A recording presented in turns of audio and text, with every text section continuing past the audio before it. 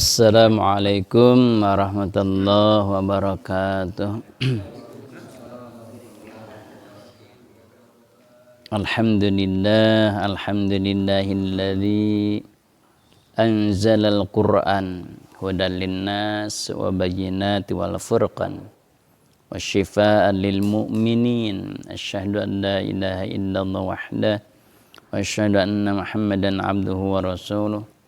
Allahumma salli ala sayyidina Muhammadin al-fatih lima ughliq wal khatimi lima sabaq nasiril haqqi bil haqqi wal hadi ila siratikal mustaqim wa ala alihi haqqa qadrihi wa miqdarihi al-azim. Amma ba'du, faya ayyuhal hadirun usikum wa iyaya bitaqwallah faqad fazal muttaqun. Kama qala Allah fi Qur'anil azim. A'udzu billahi samii'il 'alim minasy syaithanir rajim. Bismillahirrahmanirrahim. Alif lam mim. Allahu la ilaha illa huwal hayyul qayyum. Alhamdulillah tahdits bi ni'mah di bulan yang suci, bulan yang agung, yaitu bulan Rajab, bulan istimewa karena ditugaskannya kita pertama kali umat muslim disuruh sholat ya. Sedangkan sholat itu yang pertama dihisab, ditanyakan oleh Allah. Idza suluhat, ketika sholatnya benar, maka suluha, semua sairu a'malih, seluruh amalnya dianggap benar. Ya, faida fasadat, kalau sholatnya salah, maka seluruh amalnya dianggap fasid juga, rusak juga. Bulan inilah bulan Rajab. Makanya bulannya dipilih oleh Allah bulan Rajab, berarti mulia sekali bulan Rajab itu. Karena sholat Isra Mi'raj Rasul itu bulan Rajab, sehingga pasti bulan ini bulan mulia. Mudah-mudahan dengan kemuliaan bulan ini kita mengagungkan bulan Rajab. Mudah-mudahan termasuk orang-orang yang dimuliakan juga oleh Allah, karena memuliakan sesuatu yang mulia, insya Allah dia akan jadi mulia juga gitu. Nah, tauhidullah, mengesahkan Allah. Dalam surah Ali Imran ayat pertama, Alif Lam Mim. Di sini kalau bahasa santri itu mafatihus suwar,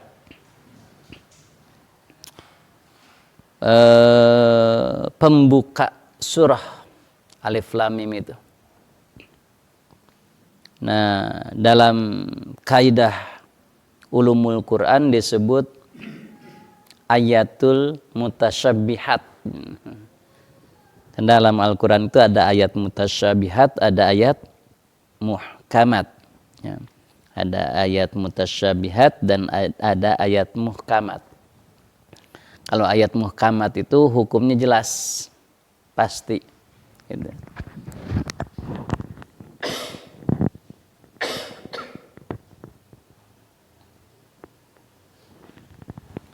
Sedangkan yang mutasyabihat itu bisa diperdebatkan hukumnya atau maknanya gitu. Seperti Alif Lam Mim kan banyak yang memperdebatkan, tapi kebanyakannya mah dalam Al-Qur'an juga terjemahannya tidak diterjemahkan Alif Lam Mim. Yaitu mutasyabihat. Alif Lam Mim. Kenapa? Kata para ulama hikmahnya, salah satu hikmahnya adalah kode bahwa di depan ini akan dibicarakan hal yang wow gitu. Maka dikunci dulu pakai kode passcode. Passwordnya passcode-nya ini Alif Lam Mim. Kenapa? Karena di sini akan membicarakan tauhid. Sehingga Abu Bakar saja kan didatangi iblis, aku akan mengatakan kepadamu bahwa aku paling takut ayat kursi. Kenapa? Karena bukan ayat kursinya yang ditakuti, tapi tauhidnya. Ketika kita membacakan ayat kursi itu tauhid. Jadi setan itu takutnya itu kepada orang yang tauhid. Jadi kan banyak orang yang membacakan ayat kursi tapi si setannya, iblisnya, jinnya papahare karena ketauhidannya tidak ada. Sebetulnya tauhidnya bukan ayatnya itu. Maka kalau dibacakan ayat ini juga awal Ali Imran, kabur setan. Kenapa? Karena tauhid ayatnya, lihat. Allahu la ilaha illa huwal hayyul qayyum. Maka ini para mufasir menyebutkan kalimah ini kalimah ismul a'dham, hayyul qayyum. Ya. Allahu la ilaha illa huwal hayyul qayyum. Allah lah, tidak ada Tuhan illahu, kecuali Dia. Al-hayyu, yang hidup selamanya. Al-qayyum, dan tidak pernah rusak. Maka dalam al-hayyu itu alladzi la yamutu wa la yazulu. Tafsirnya itu. Jadi tafsir al-hayyu itu alladzi la yamutu. Alladzi la yamutu, yang tidak pernah mati, tidak akan mati. Wala yazulu, dan tidak pernah akan rusak sedikit pun. Rubah, nggak bisa. Nggak akan. Nah ini tauhid kepada Allah. Bahwa Allah itulah hayyu. Al-qayyum, ay al-qaimu bidatihi. Artinya dia berdiri dengan zatnya. Wal qaimi bitadbiri khalqihi. Dan dia sendirilah yang mengurus seluruh makhluknya. Ini kalimah tauhid. Hanya Allah lah yang mengurus. Gitu. Nah kenapa ada ayat ini? Kenapa asbabun nuzulnya? Kenapa bisa turun seperti ini? Karena kata Imam Al-Kalabi Warrabi bin Anis Muhammad bin Ishaq menyebutkan asbabun nuzulnya ini karena ada tokoh-tokoh Nasrani, ada Nasrani orang Najran, ada sittina rakiban, ada 60 orang. Ini orang gaya semua, orang tokoh-tokoh semua, 60 orang ini. Kenapa tokoh? Dia menghadap Rasul. Qaddamu ala Rasulillah wa dakhulul masjid. Kemudian masuk masjid 60 orang tersebut. Hina shalla al-asra, ketika Nabi sholat asar. Ketika Nabi sholat asar, datanglah 60 orang dari Najran, itu datang kepada Rasul alaihim siabul hibrat, dengan pakaian yang mewah, pakaian yang gedean lah gitu, pakaian hebat, ya. Pakaian yang mahal, ya. Wafihim, dari sebagian 60 tersebut arba'ata asyara rajulan, ada 14 orang min asyrafihim, dari pemuka-pemuka orang-orang mulia di sana. 12 orang itu, 14. Wa salah satun minhum kanu akabirul qaum. 3 orang kepala sukunya. Kepala suku atau gubernur nih ya. Kalau sekarang itu gubernurnya. Gitu. Gubernur. Ahaduhum amiruhum, dan salah satunya adalah pemimpin dari semua pemimpin. Nah, siapa namanya? Namanya wasmuhu Abdul Masih. Namanya Abdul Masih. Wasani masyiruhum, yang kedua adalah orang yang du ra'yihim, orang yang paling cerdas di Najrani, profesorna. Mau menghadap, mau debat dengan Nabi gitu.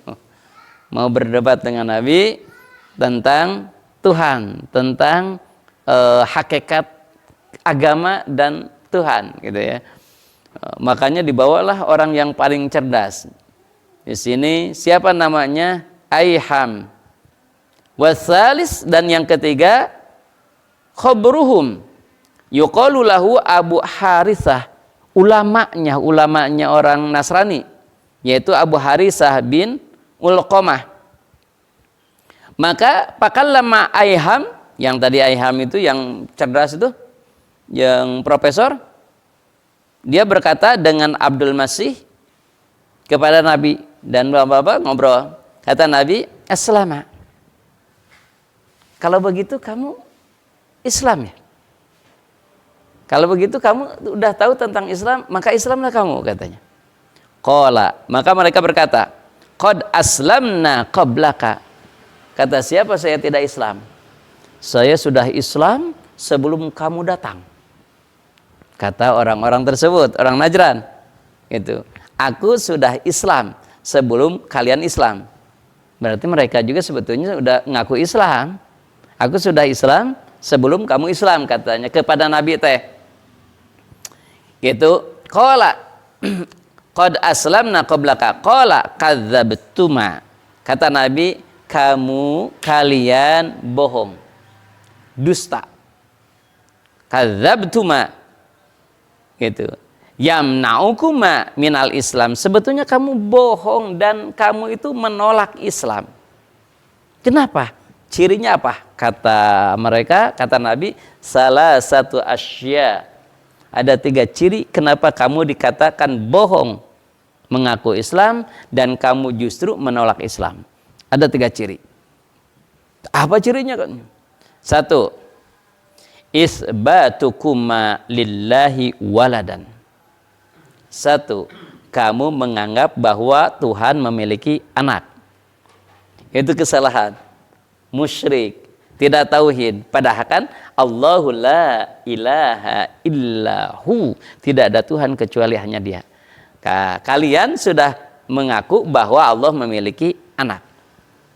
Itu kesalahan kamu. Berarti kamu bohong, kamu dusta mengaku Islam. Yang kedua, apa? Wa ibadatukuma lis-salib. Dan yang kedua, ibadahmu adalah terhadap salib. Salib itu bahasa Arab, bahasa Arabnya salib. Bahasa kita mah salib gitu ya. Kan orang kita mah gitu. Sof aja, sof. Sof itu barisan. Kita apa?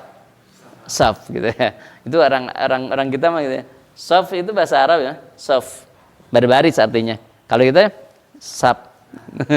Barisan safnya diluruskan ya. Sof. Sufufakum, sof. Sod ya, pakai sodnya. Ini salib, ini juga orang salib, nggak apa-apalah, udah ahli bahasa ya. Nah, kamu sebetulnya menyembah salib. 2, yang ketiga, wa aklukuma al khinzir, makananmu haram. Salah satunya apa? Khinzir. Kamu padahal di dalam Islam, kitab Taurat, Injil, Zabur semuanya itu mengharamkan babi, khinzir. Tapi kamu makan.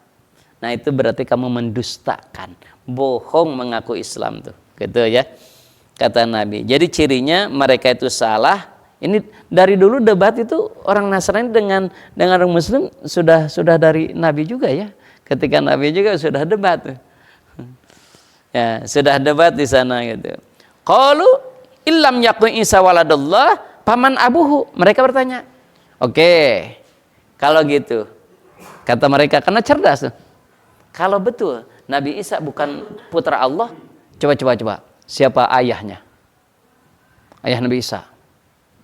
Itu coba ayahnya siapa? Kamu katakan, kata mereka. Jadi kalau betul gitu. Ilam yakun Isa waladullah paman abuhu. Ya. Wa qasamuhu fi Isa faqala lahumun nabiyyu alastum ta'lamuna annahu la yakun waladun illa huwa yushabi abahu qalu bala. Kata Nabi begini, alastum ta'lamuna, apakah kalian tidak tahu annahu la yakunu waladun, bahwa Allah itu tidak memiliki anak dan Nabi Isa tidak punya ayah, illa wahwa yushabbihu abahu. Tapi coba, ada enggak Nabi yang tidak punya ayah? Ada kan? Kayaknya. Waalaikumsalam warahmatullahi wabarakatuh. Boleh di juragan. Payon, aduh, izin komandan di Pengkaran, aduh, boleh deh payon, aduh, nggak, aduh. Anggota menurut, ya. Itu kan ada. Qalu bala, tentu ada memang katanya. Qala alastum ta'lamu anna rabbuna hayyun la yamutu. Kamu tahu enggak? Nabi Isa itu mati. Menurut mereka kan disalib ya. Nabi itu mati, tapi di sini kalau Tuhan itu hayyun, hidup, la yamutu dan tidak pernah mati. Nabi Isa mati enggak? Mati, disalib katanya. Nah, kalau mati tadi Allah itu huwal hayyu, hidup la yamutu, tidak pernah mati. Gitu. Wa ana Isa ya'ti alaihi alfana, sedangkan Nabi Isa rusak. Gitu. Qalu bala, ya, Nabi Isa wafat. Nabi Isa diangkat oleh bapak gitu. Nah, sedangkan di sini alif lam mim Allahu la ilaha illa huwal hayyum. Hayyu itu hidup, la yamutu. Masa kalau dia Tuhan kok mati? Nabi Isa mati enggak? Mati, kata mereka. Ya kalau begitu bukan Tuhan dong. Karena Tuhan itu hayyun, hidup, la yamutu. Kemudian qala, maka Nabi juga menjawab, alastum ta'lamu anna rabbana qayyimun ala kulli syai'in yuhafiduhu wa yarzuquhu. Apakah kamu tidak tahu bahwa Tuhan itu berdiri sendiri, tidak memerlukan yang lain, justru Dia yang menjaga dan memberi rizki. Kemudian bala, tahu aku juga Tuhan itu berdiri sendiri, kemudian memberikan rizki, menghidupkan. Qala, aku tanya kepadamu, Fahal yamliku Isa min dalika syai'an, apakah Nabi Isa menghidupkan? Gitu. Enggak kan? Kemudian memberi rezeki? Enggak kan? Kemudian dia mengatakan, kalau la, enggak.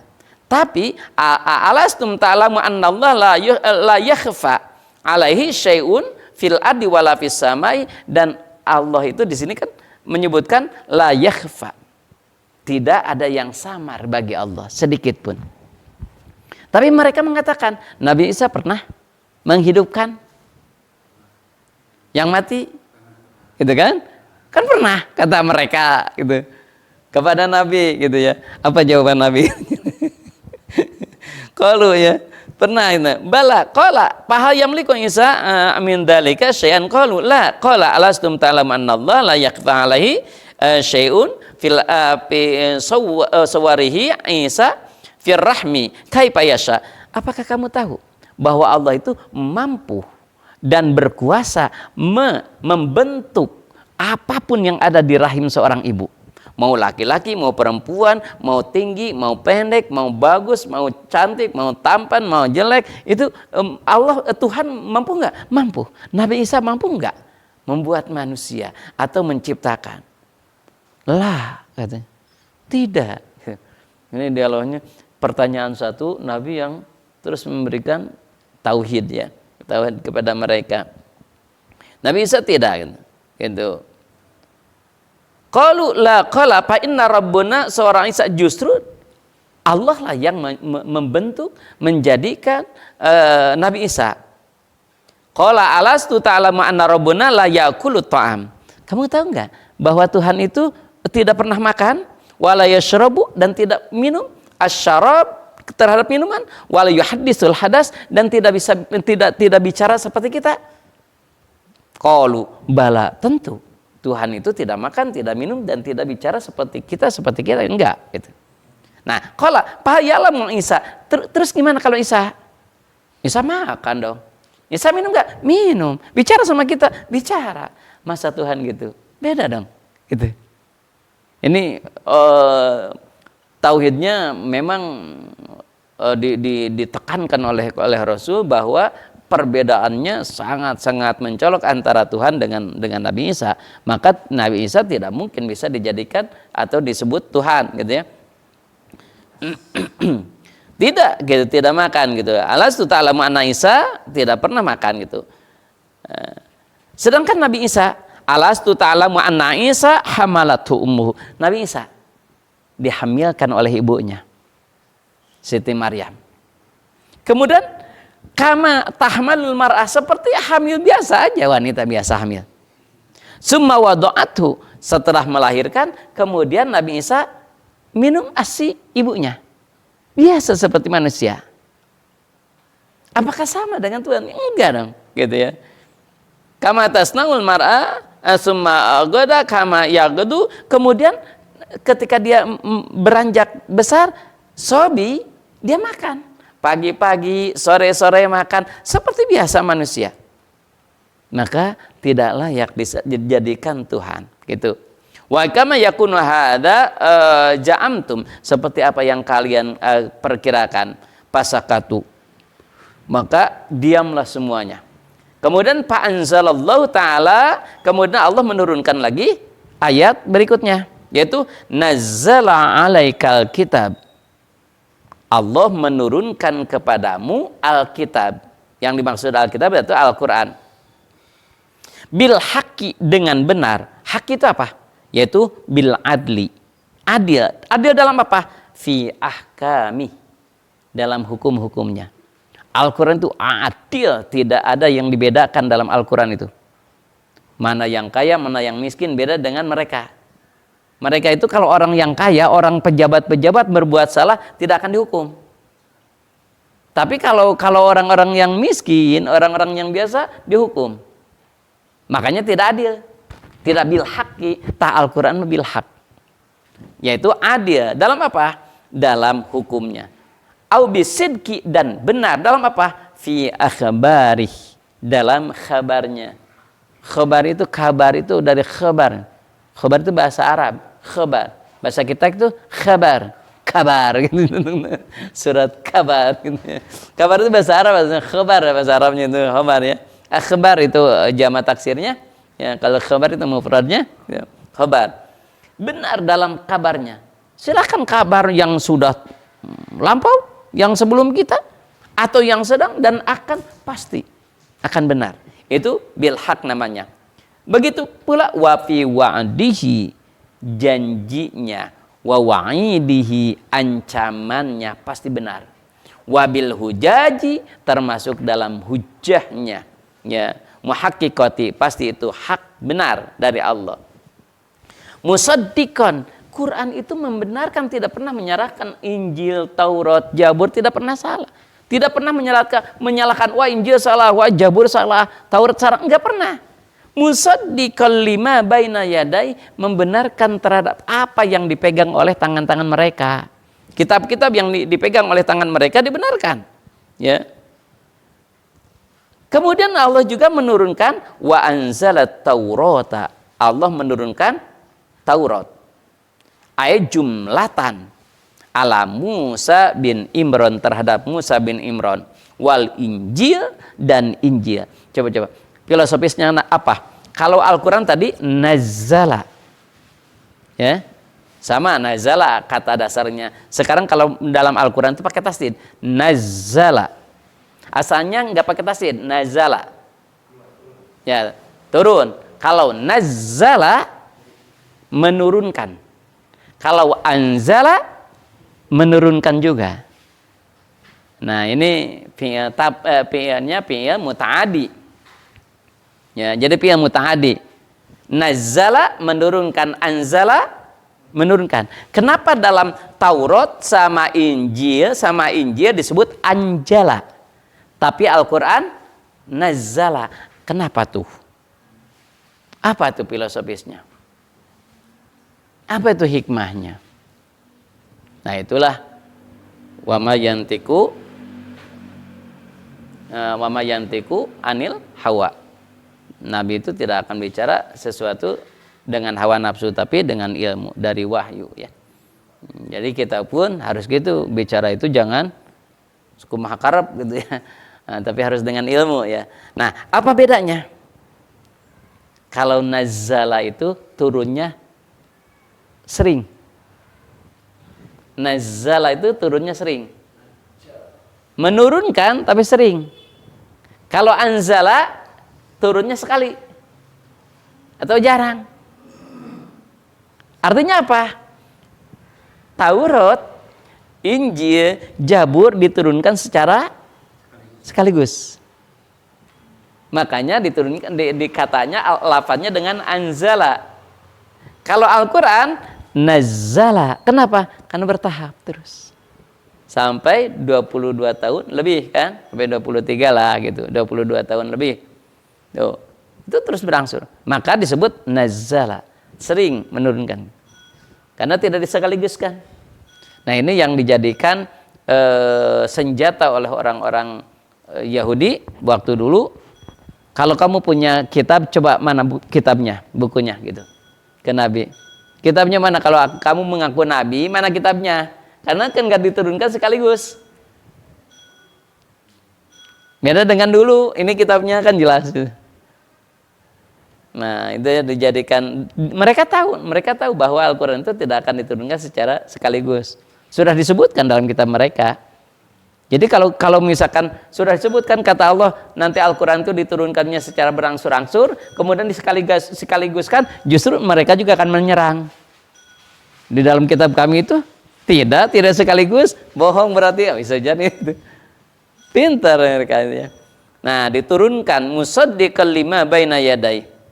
Wa anzalat Taurat wal Injil min qablu. Sebelum Al-Quran. Hudan, untuk apa sih?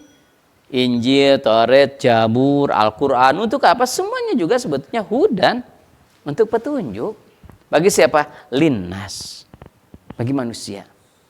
Jadi, siapapun yang iman, tidak beriman, kalau mempelajari Al-Quran pasti dapat petunjuk.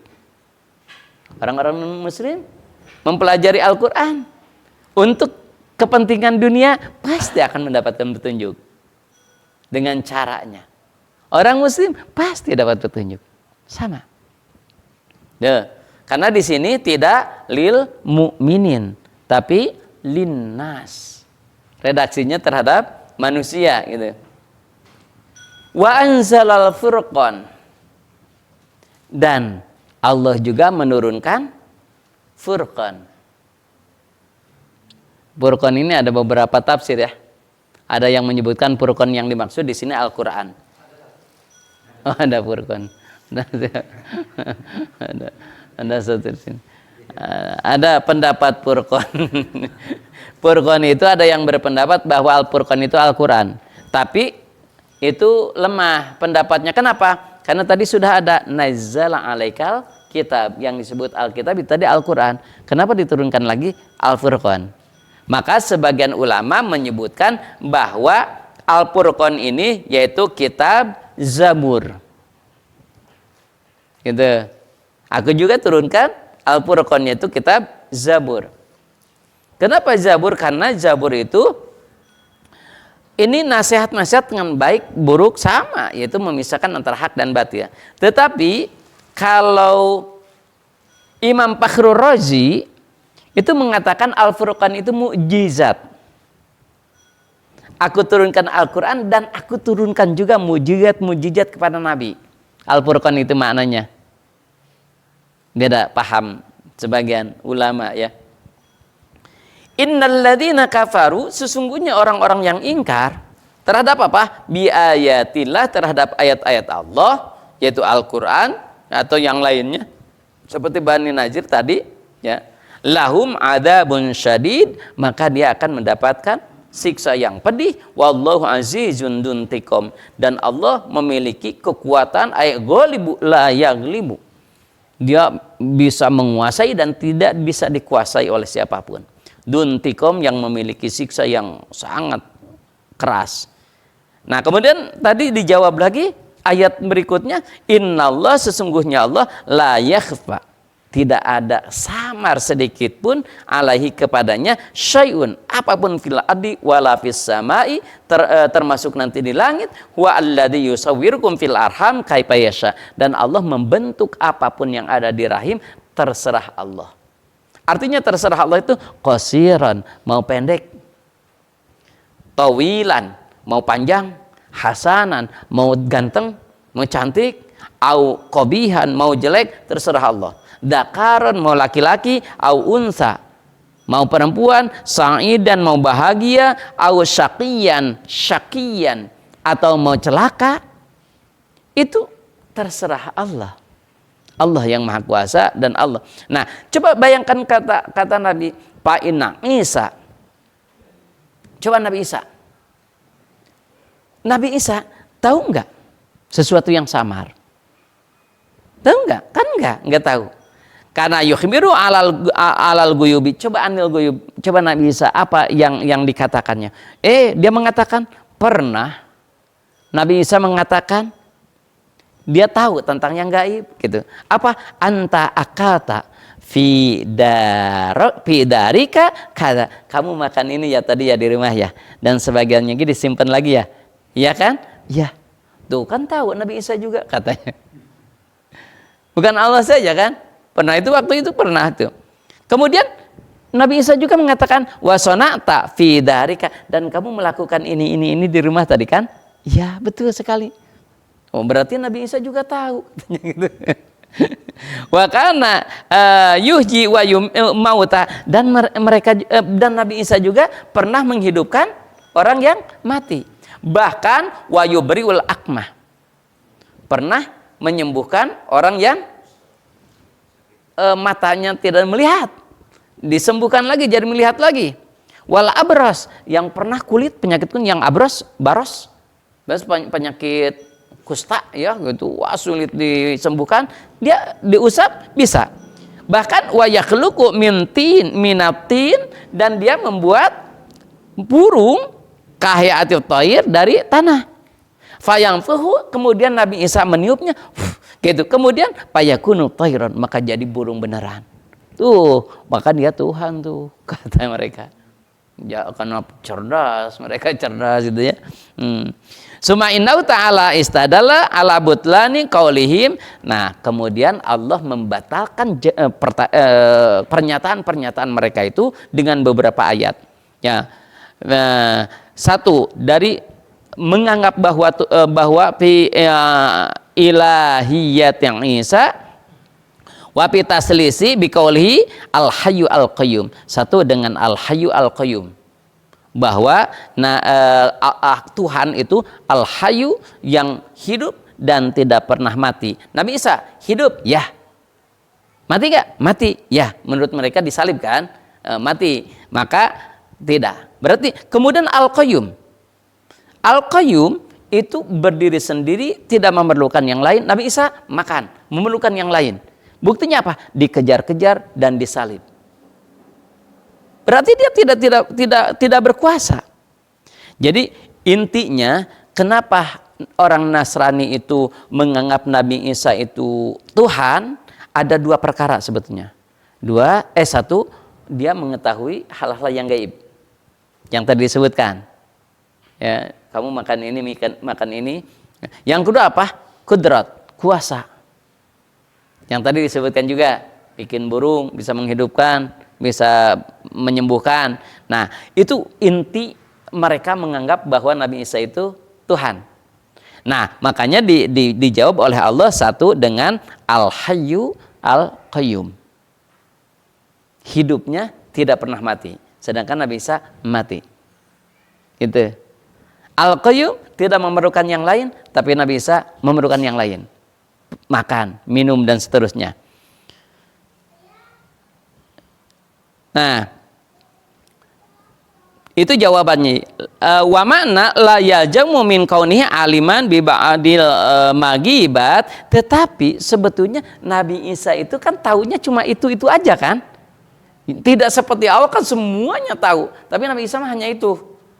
Sepertinya kan Nabi kita juga beberapa kali menyebutkan kepada sahabat, contoh misalkan nanti Rom akan dikuasai oleh Muslim, Romawi, Bizantium akan dikuasai, kan sahabat juga agak temungkin lah gitu.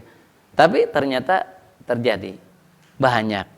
Tidak disebutkan Tuhan Nabi kita juga kan gitu. Nah, jadi banyak sekali ayat-ayat yang membatalkan. Contoh lagi yang barusan, Pak Ajaballahu taala aidon biqaulihi Huwallazi yusawwirukum fil arham kaifa yasha. Allah menghidupkan, Allah membentuk sesuatu seseorang di rahim itu terserah Allah. Coba Nabi Isa bisa enggak membuat seseorang itu ini dan itu? Enggak bisa kan? Nah, enggak bisa. Kemudian walama qalu li rasul alastu taqulu inna lasuruhullah. Apa? Nabi Isa termasuk ruhullah. Ya, kata Nabi, wa kalimatu, dan termasuk kalimatullah. Fa ajaballahu an dalika bi anna hadzal labdi min babil mutasyabihati. Nah, ini sebetulnya bahasa-bahasa mutasyabihat. Disebut ruhullah itu bukan ruhnya Allah jadi Nabi Isa, bukan. Tapi itu mah karena ditiup oleh malaikat melalui ruh, melalui Allah. Malaikat Jibril, tiupkan ruhku kepada Maryam supaya jadi anak, kan itu. Dan kita pun sebetulnya ditiupkan ruh ketika hamil 4 bulan kan. Dalam hadis kan disebutkan yang pertama kan nutfah 40 hari, kemudian 40 hari berikutnya apa? Alaqah. Kemudian mudghah. Kemudian setelah genap 4 bulan maka aku tiupkan ruhku. Ruhi. Aku tiupkan ruh kepada janin tersebut. Itu juga ditiupkan oleh Allah ruhnya. Sama dengan Nabi Isa. Gitu. Jadi tidak dijadikan Tuhan, kita juga sama ditiupkan gitu. Nah, kemudian kan Nabi Isa juga tahu terhadap sesuatu. Ya, dijawab dengan ayat yang barusan, innallaha la yakhfa 'alaihi syai'un. Nabi Isa itu hanya beberapa yang tahunya. Tapi terhadap Allah itu di langit, di bumi, kapanpun tidak ada yang samar bagi Allah. Ya. Nah, inilah jawaban-jawaban yang diberikan oleh Nabi kita terhadap orang Yahudi, termasuk walladzi anzala 'alaikal kitab ila akhiril ayat. Dan Allah menurunkan kitab Injil, Taurat, Zabur, semuanya itu mendapatkan kitab. Nabi Isa mendapatkan kitab. Nabi kita juga mendapatkan kitab.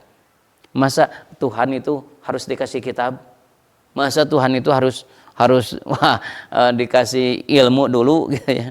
Kemudian kenapa kalau betul dia bisa kuasa, kenapa dikejar-kejar oleh orang Yahudi? Mau disalib, dia lari, kemudian dan tertangkap dan disaliblah, menurut mereka kan itu.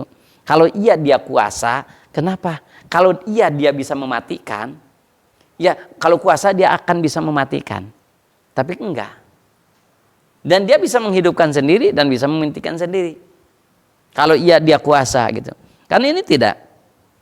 Jadi Nabi Isa itu batal dijadikan Tuhannya. Maka la ilaha, tidak ada Tuhan illahu, kecuali Dia. Al-Aziz, yang maha gagah perkasa, Al-Hakim, dan yang maha bijaksana. Tuh, ya. Huwa, dialah alladzi anzala 'alaikal kitab, dan dialah yang menurunkan kepadamu Alkitab, yaitu Al-Qur'an. Minhu, dari sebagian ayat tersebut, ayatun muhkamatun, ada ayat muhkamat ya, tentang ibadah, tentang hudud. Hunna ummul kitab, sebagiannya ummul kitab, tapi sebagiannya juga ada mutasyabihat. Wa ukharu mutasyabihat, dan sebagiannya lagi ada ayat-ayat mutasyabihat, ayat-ayat yang samar. Biasanya ini ayat-ayat yang samar ini yang dijadikan perbedaan paham ya. Yang perbedaan paham. Contoh misalkan la yamassuhu illal mutahharun. Itu sebagian ulama menyebutkan mutasyabihat, sebagian ulama menyebutkan muhkamat. Janganlah menyentuh Al-Quran kecuali mutahharun, orang yang suci. Ada yang menyebutkan sucinya suci dohir, artinya suci dari najis dan suci dari hadas. Ada yang menyebutkan di situ yang suci itu adalah hatinya. Jadi nggak punya wudhu juga nggak apa-apa pegang Quran katanya. Ada juga yang menyebutkan itu ayat itu disebutkan waktu itu jangan menyentuh Al-Quran kecuali yang suci. Yang suci itu adalah malaikat. Yang dilarang itu adalah jin, setan. Tuh pemahaman-pemahamannya. Ada yang menyebutkan, lapadnya dohir lapad kan suci saja. Suci dari hadas, suci dari najis, ya berarti kita harus wudu. Ya berarti kita harus suci dari hadas besar. Udah titik gitu.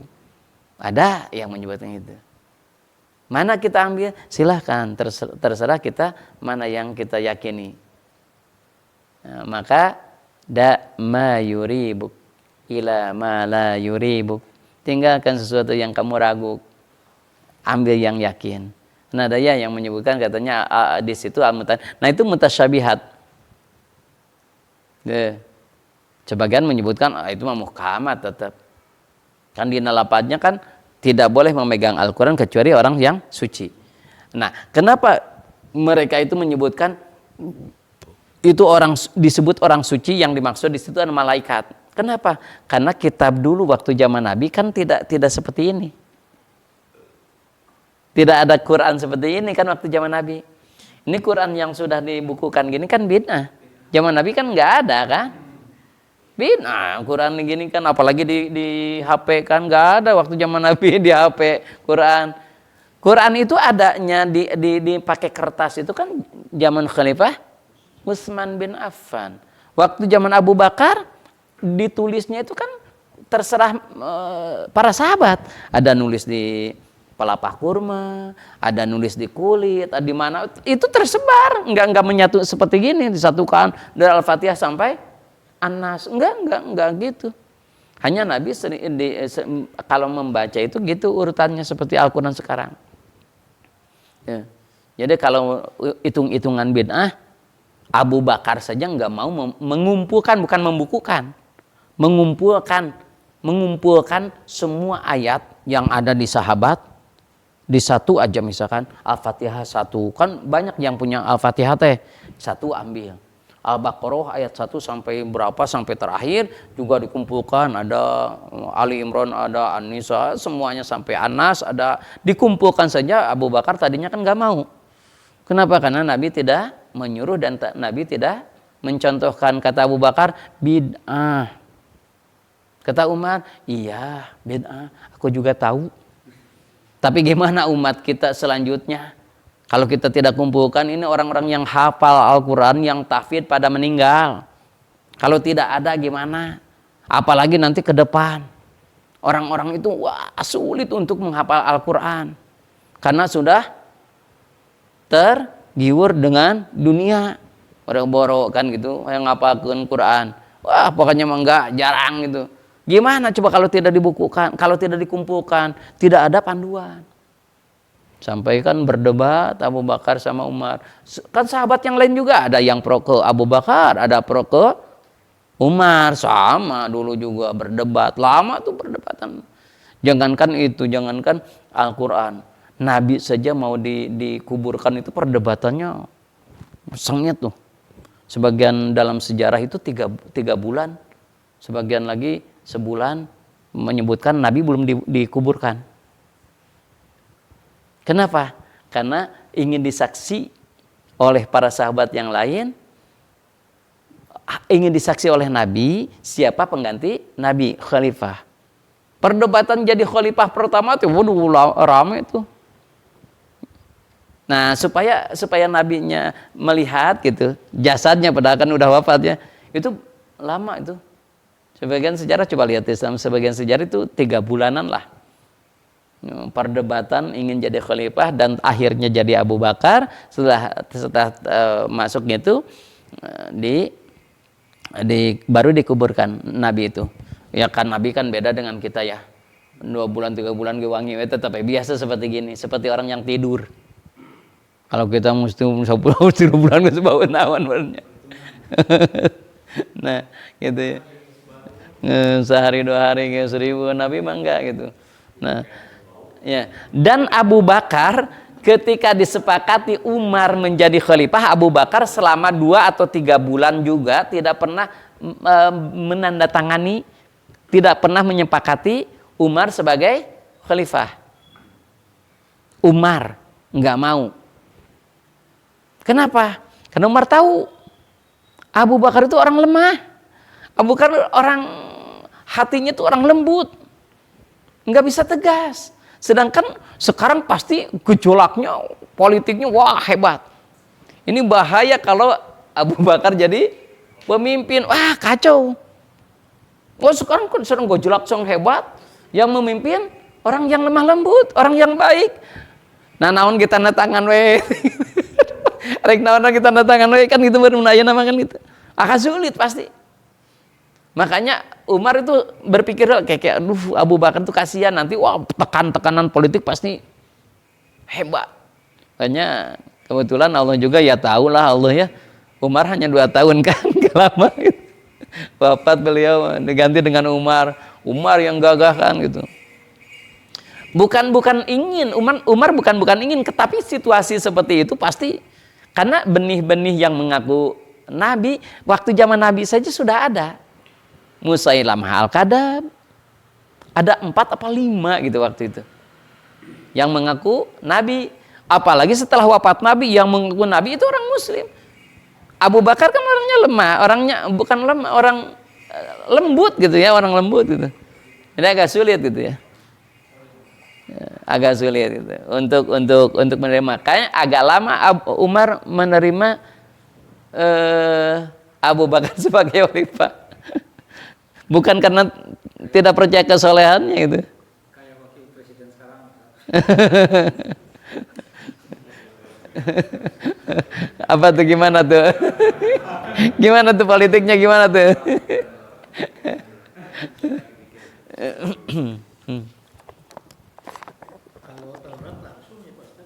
Langsung.